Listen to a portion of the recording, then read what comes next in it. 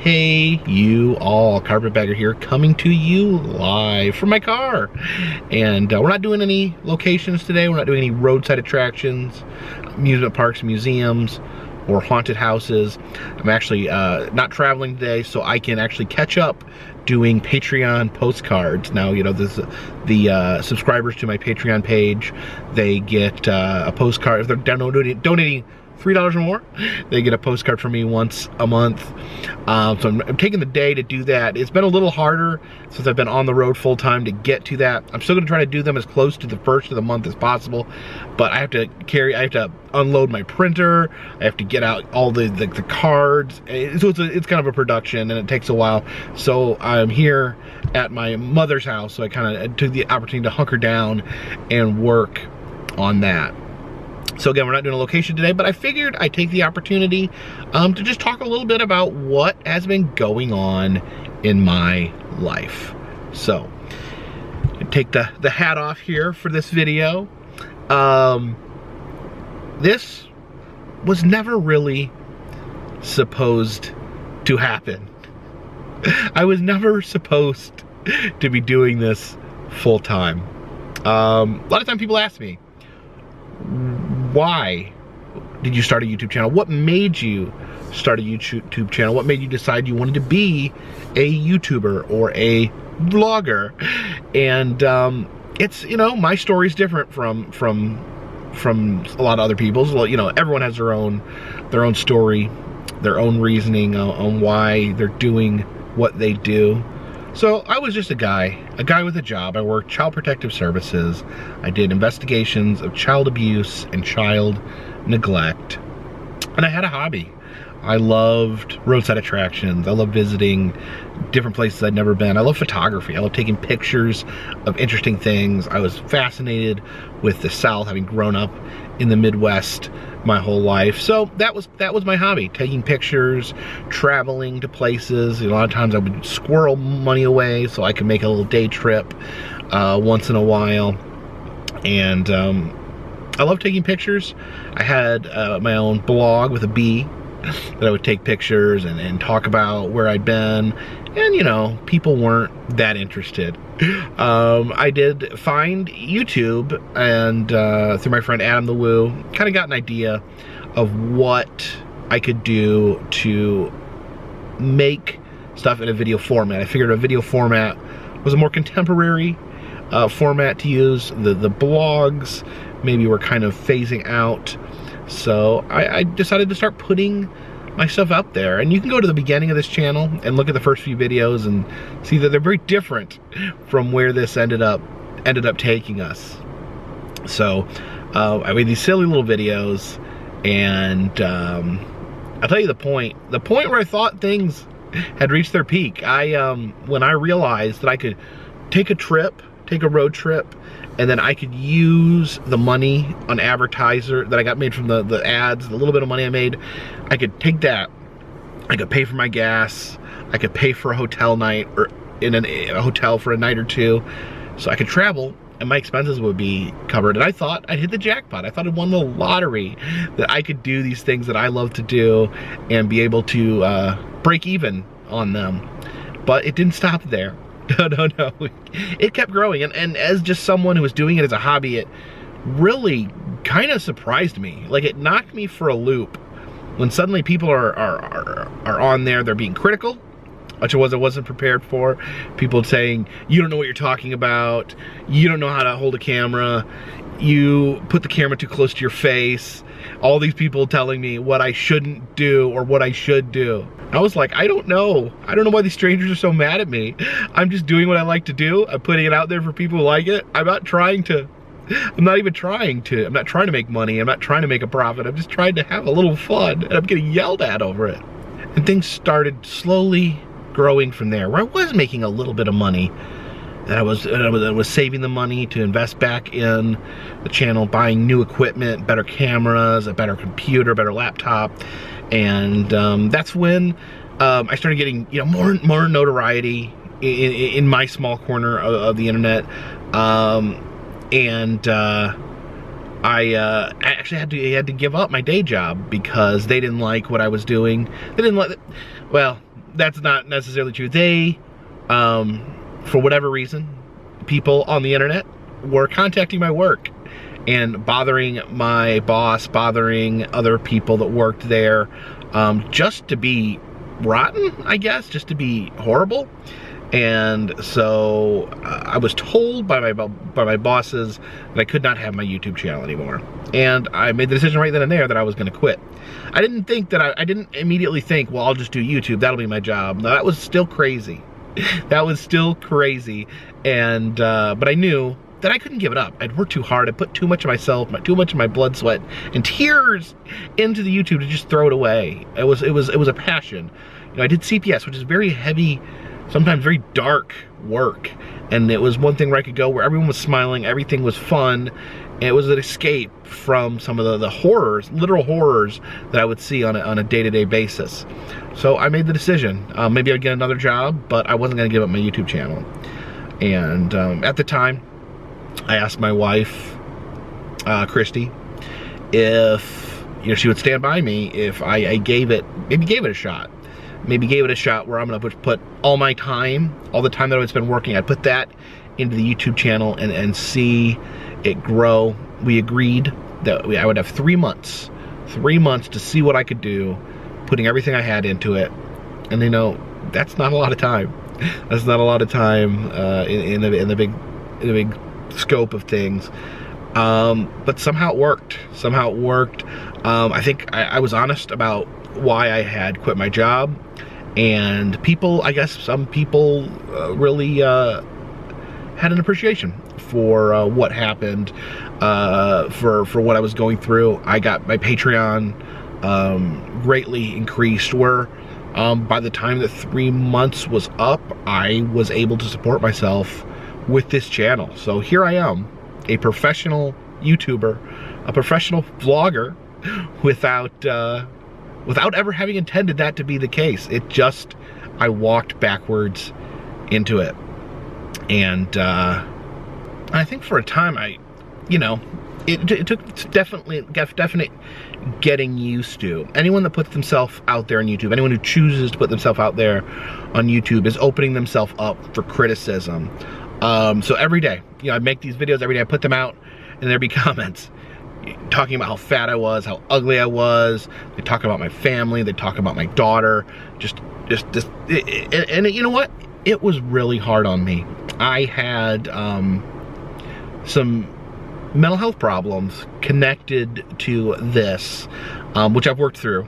I have worked through how to deal with that sort of criticism.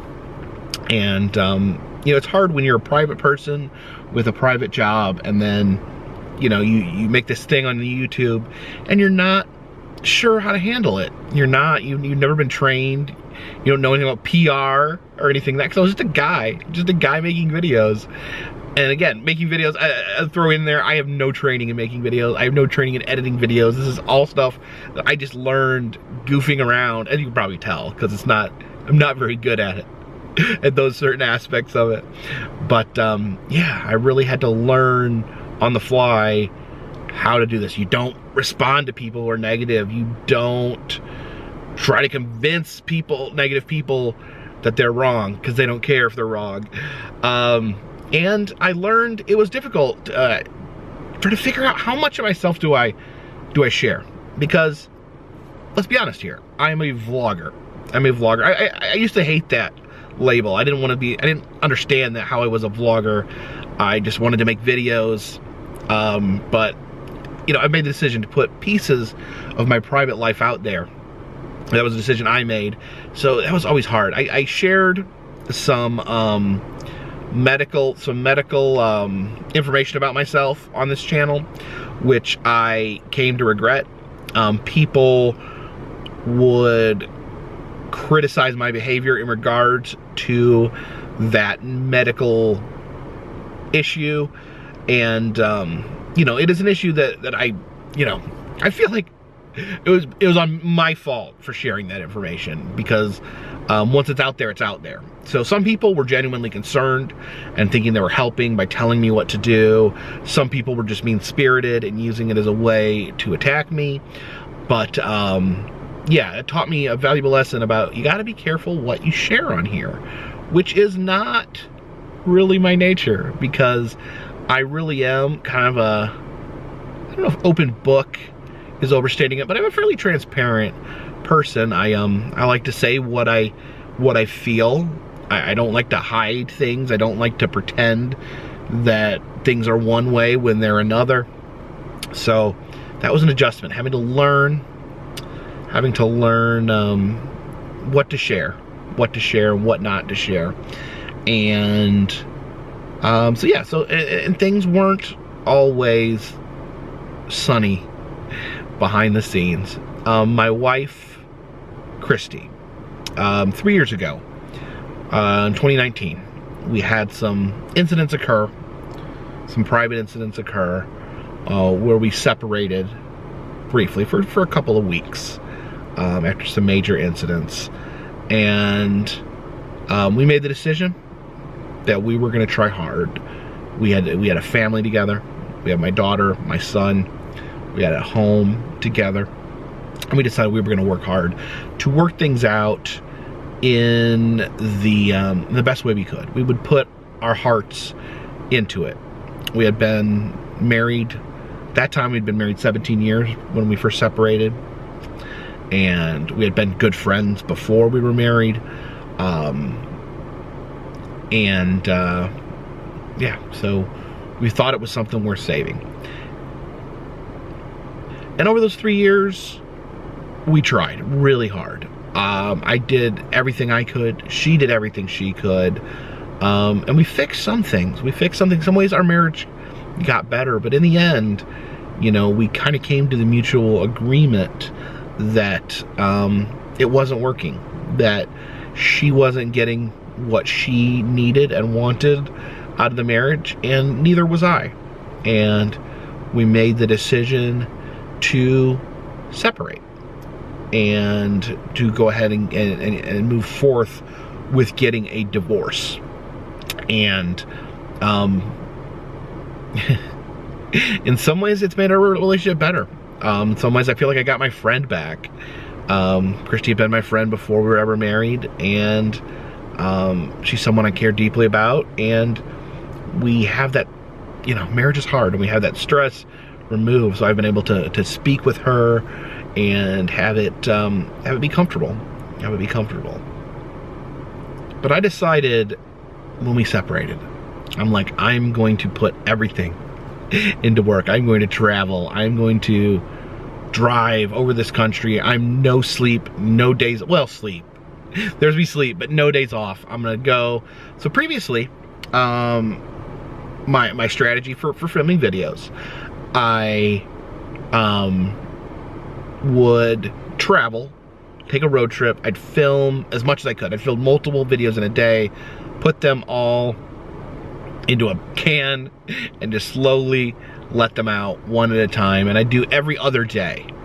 And I decided to hit the road hard, and I went, started filming every day. I started filming day to day. I started filming during the day, one video, editing that video and releasing it at the next morning. So I felt like it was better. I felt better connected with the audience. I feel like the audience appreciated it. I felt more of a connection back and forth. I think when people, I never understood that before. Like, I felt like, why does a video have to be new? Why can't I film something and then upload it a month later? But I felt like it made a huge difference. I think you guys appreciate it, and I like doing it that way. And in the process, I've made this more of a vlog. Like I said, used to not really like the term vlogger, but I can't run from it. I'm a vlogger.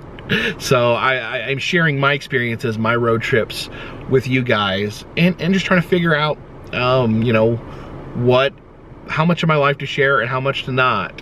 Like I said, I'm a pretty open person, but I put my hand on the stove, and I learned that some things you can't share just because people, I don't know, people can't handle it, or I don't know, or I can't handle the criticism, or I can't handle being bombarded about my personal life.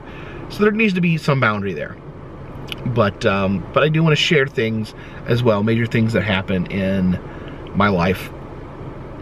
So yeah, I've been doing every day, filming during the day, editing at night, uploading the next day, kind of a breakneck pace that I realize now is something I cannot keep up with. Something that I cannot just do. I need days off. I need to spend time with friends. I need to spend time with family. I can't just go and expect to be able to be a functioning human. And I hope you guys understand that. So I'm still working it out. I'm still trying to figure out what I want to do. I like the day-to-day format. I don't think I want to go back to stockpiling videos, but I may have to parse it out differently. I'm still figuring it out. If you know how I can do this, let me know. I like putting out a video every day.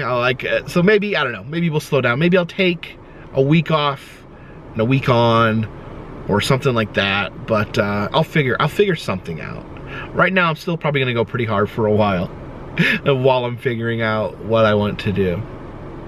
And you know, in the last few weeks, the biggest occurrence in my personal life is that I have a girlfriend. I have started dating, and I have a girlfriend named Jen, who lives in the New York area of the country, and I hope to let you guys get to know her at some point. Still trying to figure out, you know, early on in a relationship, because, you know, I had seen people, what they've done to my other friends and family, so I wanted to make sure she was safe, make sure she was comfortable.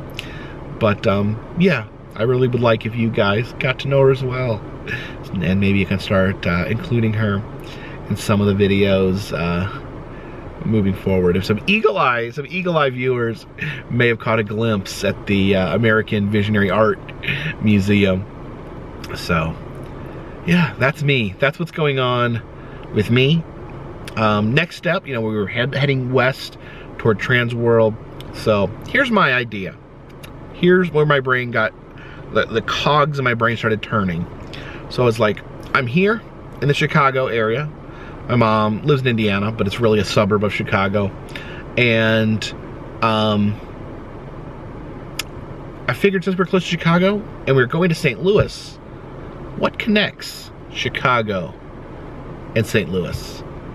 Route 66, the Mother Road, connects Chicago and St. Louis. So I figure I will take Route 66 from Chicago to St. Louis. But why stop there? I'm gonna take Route 66 from Chicago to St. Louis, and then after Transworld occurs in St. Louis, I'm gonna spend a few days in St. Louis enjoying Transworld and the festivities surrounding Transworld. Then I figured, let's just keep going. We're gonna go and take Route 66 down to back to Santa Monica. I've done Route 66 before, but last time I started in Santa Monica and finished in Chicago. So let's do it the other way. Head from Chicago, a little pit stop for Transworld in St. Louis, and then continue on to Santa Monica. And I may do some variations. I may take a sidetrack here and there off of the Mother Road. We'll just play it by ear and see how it goes. I'll do the day-to-day videos where I film during the day and upload the next, and you guys can ride along with me and give me suggestions and tell me what you think and tell me how I'm pronouncing the names of all the towns wrong. But I love you guys, and thank you so much for sticking with me and allowing me to be the Carpetbagger. Because without you, without the support that I've gotten over the years, there would be no Carpetbagger. And that means the world to me. Thank you guys so much for listening. And if you want, let me know if you like. I mean, you like these personal updates every once in a while, or maybe sprinkled in to the other videos. Let me know, or let me know if I should just shut my mouth and keep it to myself. But either way, thank you guys so much. We're gonna head to Chicago and then head down to Santa Monica. So until until next time, until we hit that long, lonesome mother road, this one's in the bag.